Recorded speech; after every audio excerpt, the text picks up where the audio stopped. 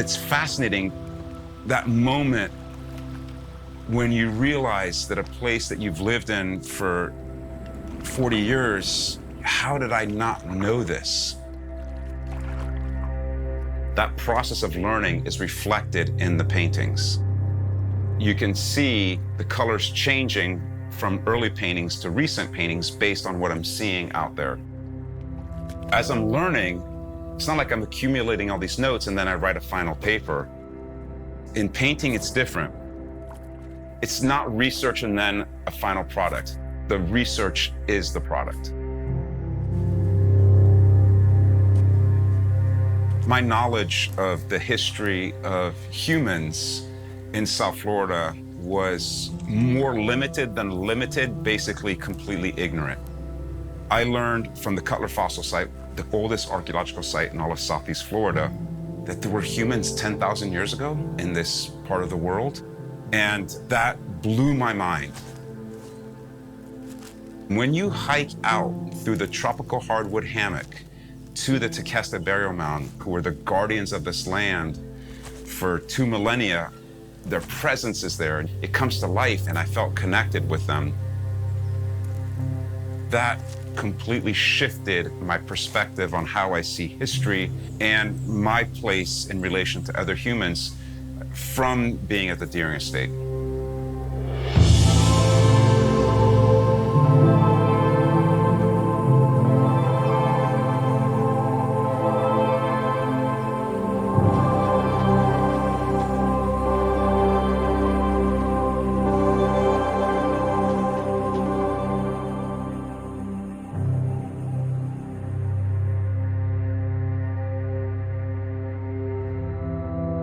The paintings that I love throughout history and the paintings that I want to make involve hours upon hours of work.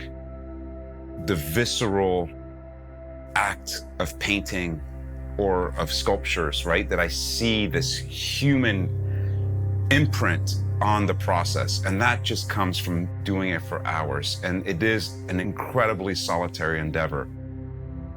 But that's one of the reasons that I like so much my teaching or the Deering Artist Hikes, because although the painting is solitary, what the paintings are about is existing in the world with other humans and with nature. See that? Look at the purple coming through. What do you think, Melly? It's pretty cool, huh? And then we're getting some smudging like this. Look, see how there's wet paint? But I like that. Yeah. When you teach interdisciplinary classes, it's a symbiotic relationship. My classes became research and they became part of my life. We discuss all subjects. We look at art, but we also talk about philosophical ideas. We talk about environmental issues. And so it's like I'm constantly being bombarded by wonderful subjects with the ability to reflect on them with a group of 20 brilliant students that have all these different perspectives, and then that feeds the work. That became the most enriching thing to me. I thought of coming in and doing the work that I always do, and then I started learning about the landscape and the history and the culture of Miami through the Deering Estate. This is a Tequesta burial mound. The geographic ancestors of Miami, people that were guardians of the land that we live on before us, are buried in there.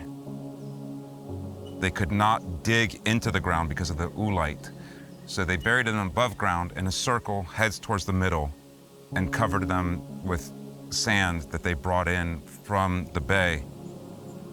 We have no direct cultural or DNA connection to them. However, I'm currently paying homage to them, trying to connect with them by making a painting of their burial mound.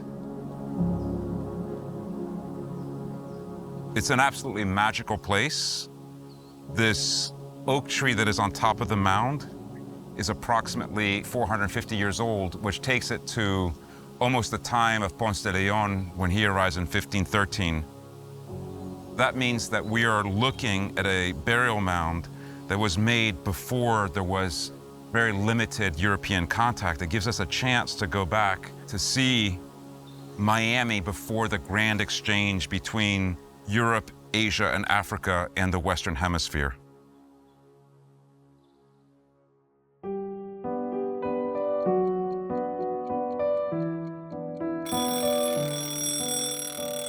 I've always slept 5 or 6 hours. That's all I need. I usually wake up around 4 and I have coffee, I read the news.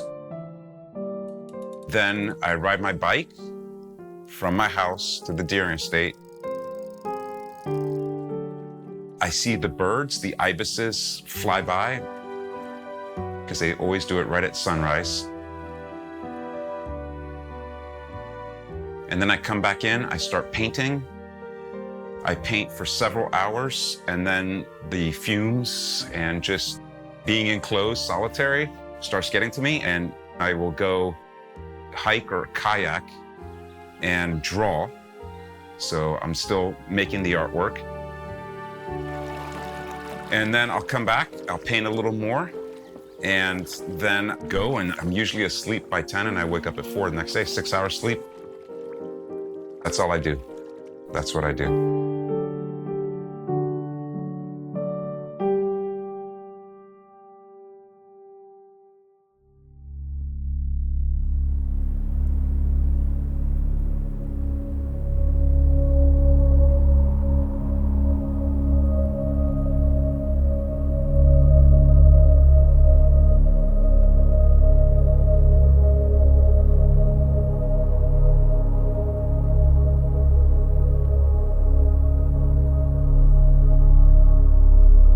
I can't stress how important this is to me, that I am a French and I am an American painter, because I'm firmly rooted in both of those places. My father is from the French Alps, my mother's from Ohio, but I lived in France until the age of 10, and I moved from Lyon to Miami, and it was boom, my mind exploded.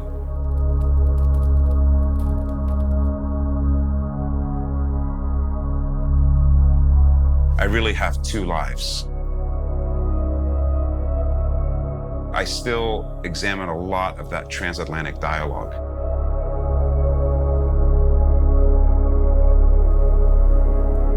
When you go back to where you spent your childhood, you are home. And there's something about when I go back to Lyon, I just feel a part of me has just reawakened.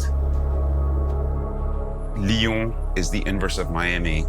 The streets are narrow, the buildings are extremely vertical. It's claustrophobic, the human-made space. But in Miami, our houses are horizontal and the roads are really wide. So it's the opposite of Lyon in that sense.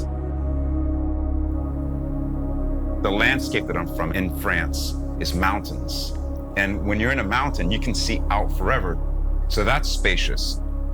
But the landscape here in Miami, it's claustrophobic. You're getting hit in the face with branches, getting scratched up. Oh wait, it's a little blocked up. Go to the other one. So there's this inverse thing, and that is fascinating to me. This is my paintings, man. Look, like there's no space, right? In a European landscape, you kind of stroll through it. Here, it consumes you. And so I try to contrast both of those things. So I take a European building and I put it in the mangroves to try to show the two coming together.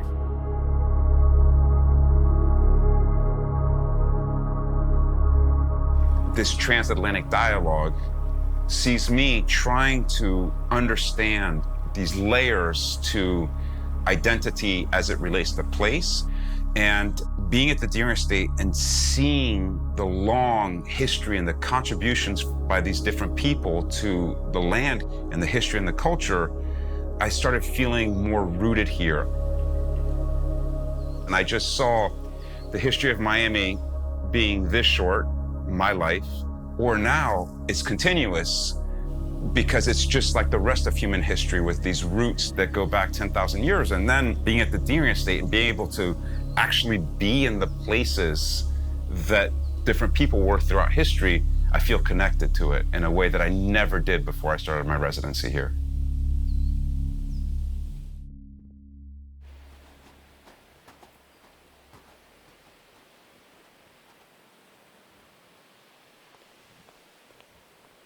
When I return to France and I go to the Louvre or the Musée des Beaux-Arts, it's restarting a conversation that I have had ongoing for my entire life with these works of arts. It's really important for me to be able to see the works and then paint. So from my house in Branda, in under an hour, I'm in front of Monet, Manet, or El Greco in the Musée des Beaux-Arts.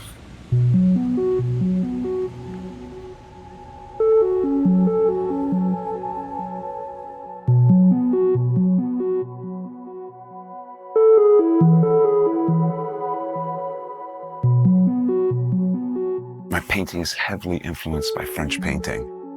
And it's one thing to be painting in Miami with the influence of French painting, but it's another thing to be a half an hour from my house in France to come and see these incredible Manets.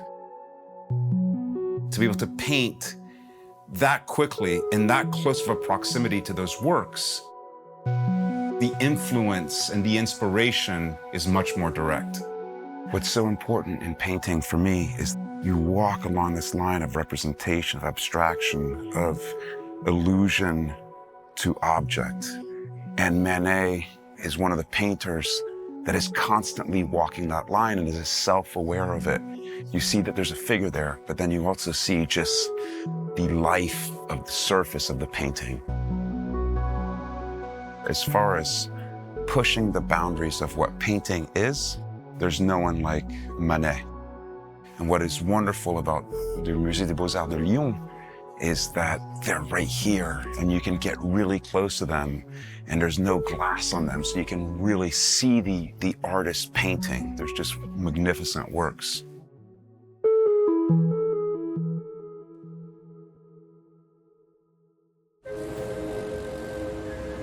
There are very few people in the world that are obsessed genuinely with art. I happen to meet two people that are as obsessed as I am and know more about it than I do, and enjoy just spending an entire day at a museum and a half an hour in front of one work. Those are Vincent and Nathalie, my friends in Paris. That friendship has changed not just my life, as all profound friendships do, but it's also changed my painting. They introduced me to painters I've never heard of, galleries and museums I've never heard of, and all of that knowledge coming in just explodes my understanding of myself as a painter. It challenges it, and then it pushes me further. And also, we like being silly.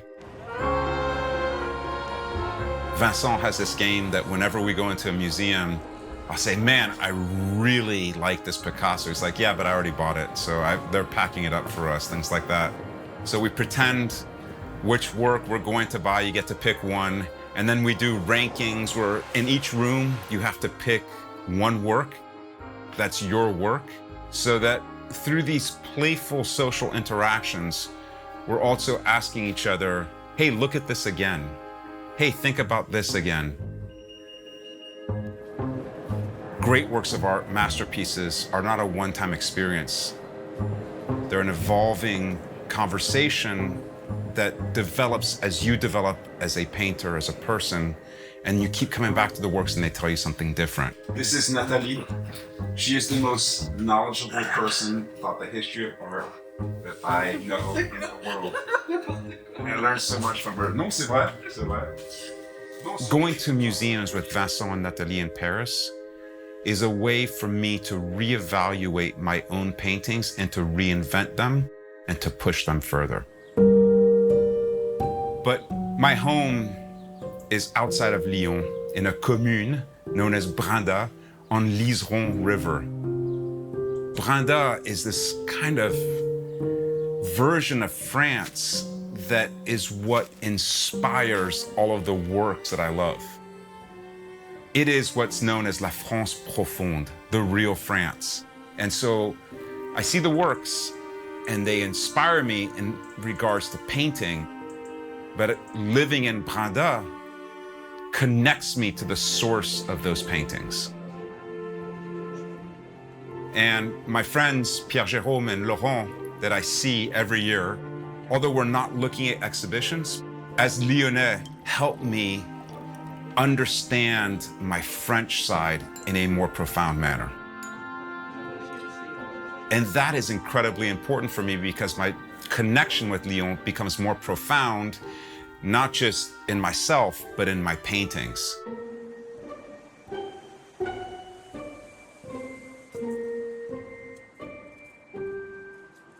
There's a sensationalism in art. Things that give you everything right away often become popular, but not great. Great works evolve in your appreciation of them with time, and every time you go back to them, you see something more. And I want my paintings to do the same thing.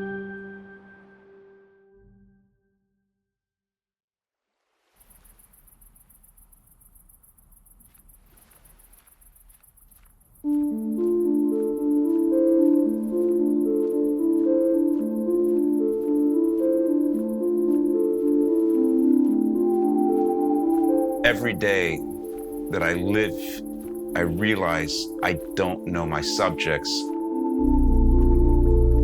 Every day, I want to adjust that by delving deeper into them.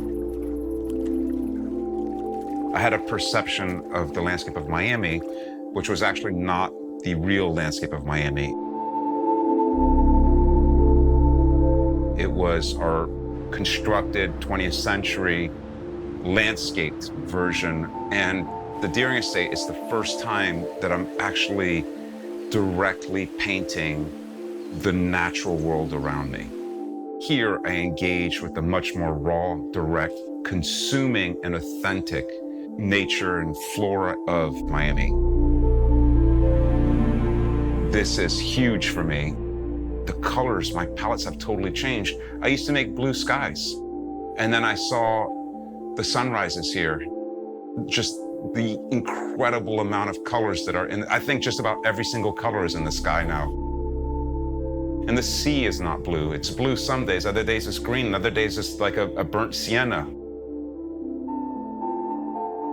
I still deal with social and conceptual issues that are happening in my life, but now those are set in a setting that is Miami through the Deering Estate.